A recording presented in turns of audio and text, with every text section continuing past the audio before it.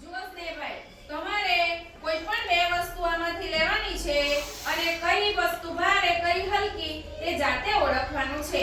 ચાલો લઈ લો. Rubber. Okay, બીજું સંચો. Very good. કઈ વસ્તુ ભારે છે?